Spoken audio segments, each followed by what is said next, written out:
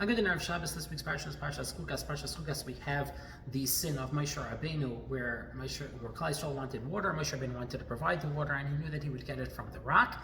And Hashem tells Moshe Rabbeinu to speak to the rock, and water will come out. And instead, Moshe Rabbeinu hits the rock, and water comes out. And this is known as a great sin that Moshe Rabbeinu did. And there are endless explanations brought by various different people. Almost everybody talks about what the great sin of Moshe Rabbeinu was here. That, okay, big deal. So he hit the rock instead of speaking to the rock. They got the water. What's the difference? And it's spoken about ad nauseum. When I was a kid, I remember my father telling me that he believes that the pshat here, the terrible thing that Moshe Rabbeinu did, was that when he put Torah Shabbat in jeopardy. And what that means is that Hashem told Moshe Rabbeinu to do something, and now Moshe Rabbeinu changed what Hashem told him to do, and he did something else. And okay, the result was fine, but there was something lost in translation there. There was a break in the chain, and that's something that could have really jeopardized Torah Shabbat Peh in general. That's the shot that always stuck with me. I always thought it was the best shot, the shot that made the most sense to me. But I want to say a different shot that I saw this year for the first time in the Chazon Yecheskel, Rabbi Yecheskel Bronsky, and he says that Klal Yisrael over here,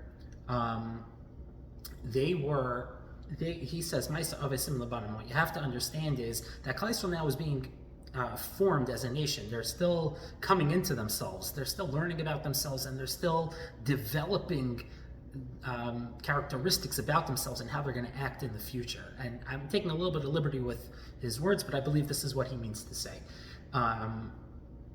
So Rabbi Cheskel Bronsky says, at this time, what happened was everyone is arguing with Moshe Rabbeinu, and now Hashem tells he tells Moshe Rabbeinu, gather everyone together, speak to the rock in front of them. And he explains what Hashem wanted was, he wanted to inculcate in Klal Yisrael this midah, this characteristic, to be mekayim the will of the Ribbono Shel Olam and the will of the Ribbono Shel Olam's words. That's what he wanted. And Rashi says that if he would have spoken to the rock and the water would have come out, that would have been a huge kiddush Hashem, and they would have said, just like this rock who doesn't even doesn't speak, doesn't listen, doesn't need anything, it listened to the words of Hashem. For us, certainly we have to listen to the words of Hashem. And that would have been a huge kiddush Hashem, and that would have helped Klal Yisrael tremendously, because they would know that they always have to listen to the words of Hashem. Just listen to Hashem, and that's it. That's what they have to do. But now, what happened was, now he hit the rock. So now that opportunity to inculcate this midah in Klal Yisrael was lost. This midah that he wanted to do, that people should listen to the words of Hashem, then that was lost. And instead, what happened? Moshe Rabbeinu took the stick and he hit the rock. And now that's what Klal Yisrael saw: the stick that we need Hashem to hit. We need to get a patch in order for us to wake up and pay attention and do something. And that is something that we suffer from ad hayom until today.